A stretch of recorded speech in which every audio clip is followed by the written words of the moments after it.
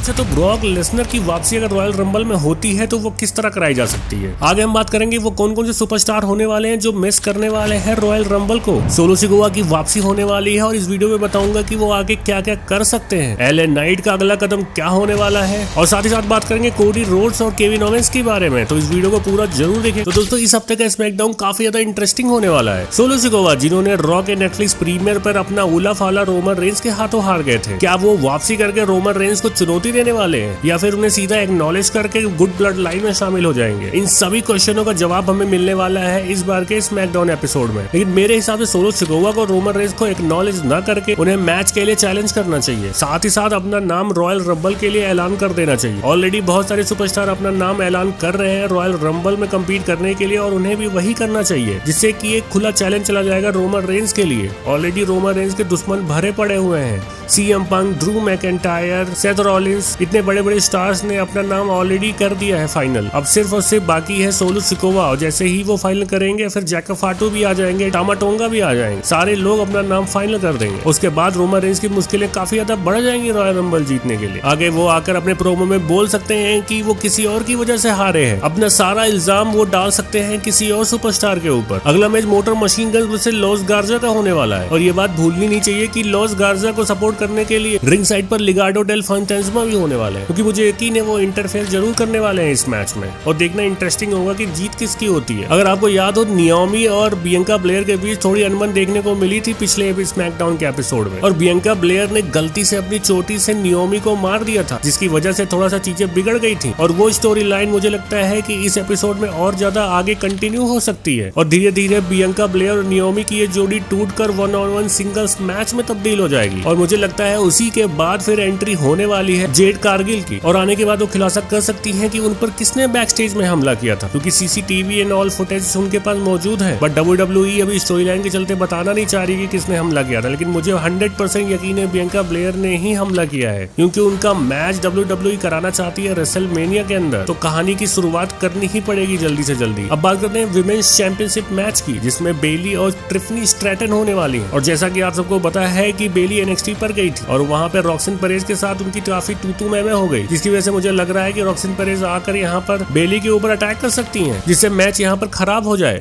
क्योंकि मुझे नहीं लगता कि WWE इतनी जल्दी चैंपियनशिप ले लेगी ट्रिफनी स्ट्रैटन से। आपका क्या ओपिनियन है, कमेंट करके बताइएगा। अब बात करते हैं एलए नाइट की। पिछले हफ्ते के एपिसोड में उन्होंने फालतू में टांग अपनी अड़ा दी थी। अगर आपको याद हो तो बैक स्टेज एरिया में जब जैकब फाटू को एरिना से बाहर निकाला जा रहा था, वहाँ पर निक एल्डिस भी मौजूद थे और जैकब फाटू वहाँ से हिलने का नाम भी नहीं ले रहे थे, उल्टा उनको धमका रहे थे और उसी पल एलए नाइट की एंट्री हो जाती है। वो धड़ल्ले से जैकब फाटू को एरिना के बाहर करके दरवाजा बंद कर लेते हैं और ये देखकर निक एल्डिस काफी ज्यादा इंप्रेस हो जाते हैं और वहीं से मुझे लग गया था कि अब इनका मैच आने वाले टाइम में होने वाला है। और उसके तुरंत बाद जब LA night versus Shinsuke Nakamura का मैच था चैंपियनशिप के लिए, उस मैच में भी जैकब फाटू ने आकर इंटरफेयर किया और उसकी वजह से एलए नाइट के हाथों हार लगी और उसका बदला एलए नाइट इस बार जरूर लेना चाहेंगे और हमें एक अच्छा मैच देखने को मिल जाएगा एलए नाइट वर्सेस जैकब फाटू का। और वैसे भी जैकब फाटू अभी तक पिन नहीं हुए हैं, तो मुझे उम्मीद है कि यहाँ इस मैच में जैकब फाटू की टीम हमला कर सकती है एलए नाइट पर और यह मैच खराब हो जाएगा, ये आप कह सकते हैं डिस्क्वालिफिकेशन के जरिए एंड हो जाएगा, जिससे न ही एलए नाइट को नुकसान होने वाला है और ना ही जैकब फाटू को। आप क्या सोचते हैं, कमेंट करके बताइएगा। और जैकब फाटू की जो विनिंग स्ट्रीक चल रही है उसे एंड इतनी जल्दी करना भी नहीं चाहिए और मुझे नहीं लगता एलए नाइट सही पर्सन होंगे उनका एंड करने के लिए स्ट्रीक, क्योंकि इस दोस्तों में बहुत बड़े बड़े सुपरस्टार है जिनके थ्रू जैकब फाटू पिन हो सकते हैं, जो देखने में भी काफी अच्छा लगेगा। और जिस हिसाब से जैकब फाटू ने अपनी एंट्री की है और अपना गिमिक बना लिया है, एलए नाइट जैसे स्टार्स अगर उनको पिन करेंगे तो उनको बहुत ज्यादा नुकसान हो जाएगा। और आगे मैं ये भी नोटिस कर रहा हूँ कि जे उसो वर्सेस जैकब फाटू का मैच काफी जोर शोर पे चल रहा है और मुझे लगता है WWE जल्दी ही बुक करने वाली है, क्योंकि जिस हिसाब से जैकब फाटू ने हमला किया है जे उसो पर, उनके मैचेस खराब किए हैं। जे उसो जरूर बदला लेंगे जैकब फाटू से सिंगल्स मैच में। अब उस मैच में WWE किसे पिन करेगी ये देखना काफी ज्यादा रोचक होगा, क्योंकि जे उसो भी रिसेंटली ड्रू मैकेंटायर से जीत कर आए हैं। अब वो यहाँ पर आकर अगर हार जाते हैं जैकब फाटू से तो जैकब फाटू का कद थोड़ा बढ़ जाएगा, बट जे उसो का मोमेंटम खराब हो जाएगा। आगे मैं बात करूंगा उस सुपरस्टार की जिसने सोलो सिकोआ का स्ट्रीक तोड़ा था। अगर आपको याद हो, सोलो सोलो सिकोवा एक टाइम पर जब उन्होंने डेब्यू किया था उसके बाद सारे मैच वो जीत रहे थे, लेकिन फिर कोडी रोड्स की एंट्री होती है और रॉ के एक एपिसोड में कोडी रोड्स ने उन्हें पिन कर दिया था। और मुझे लगता है कोडी रोड्स सही रहेंगे जैकब फाटू को पिन करने के लिए। अगर उनके साथ उनका सिंगल्स मैच होता है तो वहां पर अगर जैकब फाटू पिन हो जाते हैं तो उन्हें ज्यादा नुकसान नहीं होगा, क्योंकि हम सभी फैंस ऑलरेडी जानते हैं कोडी ज्यादा ताकतवर है जैकब फाटू से भी, क्योंकि उन्होंने रोमन रेंस को 2 बार हराया है। और मुझे नहीं लगता जैकब फाटू रोमन रेंस से ज्यादा ताकतवर है। अगर है तो आप कमेंट करके बताइएगा। आगे बात करते हैं सोलो सिकोवा की। अगर वो स्मैकडाउन में एंट्री करते भी हैं तो उनके पास क्या ऑप्शन बनता है, कैसे वो स्टोरी लाइन को आगे बढ़ा सकते हैं। काफी इंटरेस्टिंग है ये। अगर आपको पता हो तो हिकू लियो ने भी साइन कर लिया है WWE और काफी टाइम से वो अभी तक डेब्यू नहीं कर पाए हैं, तो ये परफेक्ट टाइम होगा जब सोलो सिकोवा उनका डेब्यू कराकर अपने साथ ला सकते हैं, जिससे कि बैड ब्लड लाइन और ज्यादा मजबूत हो जाएगी और हमें इस स्टोरी लाइन में नया मेंबर ऐड होने की वजह से थोड़ा और इंटरेस्ट बढ़ जाएगा। वैसे ऑब्वियसली ब्लड लाइन की स्टोरी लाइन में हमेशा हर किसी को इंटरेस्ट रहता है। आगे इंटरेस्टिंग होगा ये देखना कि अगर हिकू लियो आ जाते हैं तो फिर जैकब फाटू का क्या रिएक्शन होने वाला है। क्या वो सोलो सिकोवा को छोड़ देंगे या फिर वो सोलो सिकोवा को धोखा देते हुए उन पर हमला कर देंगे। जहां तक मुझे लगता है कि अगर सोलो सिकोवा हिकू लियो को आते हैं तो जैकब फाटू को उन्हें धोखा दे देना चाहिए, क्योंकि जैकब फाटू के पास ऑलरेडी एक पार्टनर है टामा टोंगा और सोलो सिकोवा के पास एक ऑलरेडी पार्टनर हो जाएगा हिकू लियो, और उसके बाद हमें एक अच्छा टैग टीम मैच देखने को मिल सकता है रोमन रेंस के एब्सेंस में। अगर हिकू लियो का डेब्यू WWE नहीं करवाती है तो सोलो सिकोवा अपने फादर रिकीशी को ला सकते हैं, जो कि उन्हें मैनेज कर सकते हैं। उन्हें बताएंगी कौन सा मैच लड़ना है, किसके साथ कब राइवलरी करनी है, और एज ए मैनेजर रिकीशी काफी अच्छा काम करेंगे, क्योंकि बहुत टाइम से न्यूज आ रही थी कि ब्लड लाइन में उनका होना बहुत ज्यादा जरूरी है और कई टाइम पर हमें ऐसा लगा भी था कि रिकीशी आ रहे हैं और वो आए दिन ब्लड लाइन के बारे में ट्वीट करते ही रहते हैं, बट फिर भी WWE उन्हें अभी तक नहीं लेकर आई है। लेकिन ये सही मौका है सोलो सिकोवा का साथ देने के लिए, उनके पिता आ सकते हैं, फिर ब्लड लाइन काफी ज्यादा इंटरेस्टिंग हो जाएगी। आगे हम बात करेंगे वो कौन कौन से सुपरस्टार होने वाले हैं जो मिस करने वाले हैं रॉयल रंबल को। उनमें से सबसे पहला नाम आ रहा है एजे स्टाइल्स का। एजे स्टाइल्स को एक स्मैकडाउन के एपिसोड में काफी बुरी तरीके से चोट लग गई थी और उसके बाद वो तब से बाहर हैं और रिसेंटली उन्होंने अपडेट किया था कि मुझे नहीं लगता कि मैं इतनी जल्दी वापसी कर पाऊंगा, और उन्होंने यहाँ तक कह दिया था कि शायद मेरा करियर ऐसे ही खत्म हो जाएगा। बट मैं इस बात पे यकीन नहीं करता हूँ। मुझे यकीन है कि उनकी वापसी जल्दी हो जाएगी, बट इस रॉयल रंबल को तो वो डेफिनेटली मिस करने वाले हैं। दूसरे सुपरस्टार होने वाले हैं ब्रॉन स्ट्रोमैन। हम सभी को पता है कि ब्रॉन स्ट्रोमैन एक टाइम पे काफी ज्यादा तगड़े हुआ करते थे। उन्होंने काफी ज्यादा वजन कम किया है, लेकिन वो वजन बीमारियों के कारण कम हुआ है और वो अपने आप को इस समय बहुत ज्यादा स्ट्रॉन्ग बना रहे हैं। उन्होंने सोशल मीडिया पे कई सारी फोटोज वीडियोस भी डाली हैं जिम करते हुए, बट उम्मीद कम है कि उनकी एंट्री दोबारा अभी इतनी जल्दी होने वाली है और वो रॉयल रंबल का हिस्सा भी होंगे। बाकी आप ब्रॉन स्ट्रोमैन को मिस करने वाले हैं या फिर नहीं। अगले सुपरस्टार वो है जिनको केविन ओवेंस ने पाइल ड्राइवर हिट कर दिया था 8 जनवरी को। बात 8 जनवरी की है जब वो केविन ओवेंस और रैंडी ऑर्टन का छोटा सा ब्रॉल हुआ था। केविन ओवेंस ने इस चीज को बहुत ज्यादा सीरियसली ले लिया और उन्होंने बैंड मूव पाइल ड्राइवर को हिट कर दिया, जिसकी वजह से उन्हें काफी बड़ी इंजरी हो गई। अगर आपको याद हो रैंडी ऑर्टन काफी सालों बाद अभी उन्होंने वापसी करी थी और फिर से केविन ओवेंस ने उन्हें भेज दिया हॉस्पिटल, और जिस हिसाब से रिपोर्ट सामने आ रही है मुझे यकीन है कि अभी एंट्री नहीं होने वाली है रैंडी ऑर्टन की। वो पक्का मिस करने वाले हैं इस रॉयल रंबल को। तो जो लोग उम्मीद लगा के बैठे हुए थे कि रॉयल रंबल में वापसी होने वाली है इन लोगों की, वो अब बिल्कुल भी आप भूल जाइए, नहीं हो रही है। अगर बात करें विमेन सुपरस्टार जो वापसी करने वाली है, सबसे पहला नाम है उनका एलेक्सा ब्लिस। वो जब भी रिटर्न करेंगी WWE तुरंत मर्चेंडाइज भी रिलीज कर देगी और देखने वाली बात होगी व्हाइट 6 में क्या उनकी एंट्री होती है या फिर नहीं, क्योंकि एलेक्सा ब्लिस का किरदार ही काफी डेंजरस था। मुझे याद है वो रैंडी ऑर्टन के टाइम पर उसने भाई कमाल कर दिया था। अगली जो सुपरस्टार होने वाली है वो शार्लेट फ्लेयर होने वाली है। हम सभी को बताया है कि WWE में इंजरी आम बात है, आए दिन किसी न किसी सुपरस्टार को होती रहती है और उन्हें भी हो गई थी और वो काफी टाइम से बाहर चल रही थी, मतलब काफी सालों से। और अब उन्होंने सोशल मीडिया पे कुछ फोटोज और कुछ वीडियोस डाली हैं और साथ साथ उन्होंने बोला भी था कि अब मैं आ रही हूँ, अब किसी की खैर नहीं है। और मुझे लगता है आने के बाद ट्रिफनी स्ट्रैटन के साथ अगर उनका मैच होता है विमेंस के लिए तो भाई मजा आ जाएगा। वैसे आप कमेंट करके बताना आप देखना चाहते हो ये वाला मैच। अच्छा, तो ब्रॉक लेसनर की वापसी अगर रॉयल रंबल में होती है तो वो किस तरह कराई जा सकती है। सबसे पहले वो वापसी कर सकते हैं जब गुंथर का मैच एंड हो जाए। अगर गुंथर का मैच रॉयल रंबल में किसी भी सुपरस्टार के साथ होता है और वो रिटेन कर लेते हैं, अगर वो अपने चैंपियनशिप रिटेन कर लेते हैं और उसके बाद ब्रॉक लेसनर का म्यूजिक हिट होता है तो पागल हो जाएगी पूरी क्राउड। अगली पॉसिबिलिटी उनकी रॉयल रंबल में किसी भी एक नंबर पर रिटर्न करने की है। और सोचिए जब रिंग में Roman Reigns, Drew McIntyre, CM punk, the rock मौजूद हैं और आखिरी नंबर पर एंट्री होती है ब्रॉक लेसनर की, तो क्या बवाल मचने वाला है। आप कमेंट करके बताइएगा कि ब्रॉक लेसनर सबसे पहले अटैक किस पे करने वाले हैं, कितना एपिक होगा ये मैच। आगे उनकी एंट्री हो सकती है जब कोडी रोड्स और केविन ओवेंस का मैच खत्म हो जाए और वो रिंग में आते हैं, F5 दोनों को देते हैं और वहीं से चैलेंज कर देते हैं कोडी रोड्स को अपने रीमैच के लिए। मजा आ जाएगा ये देख के, मैं तो बहुत खुश होऊंगा। बस दोस्तों वीडियो में इतना ही था। हाँ, आई होप कि वीडियो पसंद आई होगी। सब्सक्राइब मार देना यार।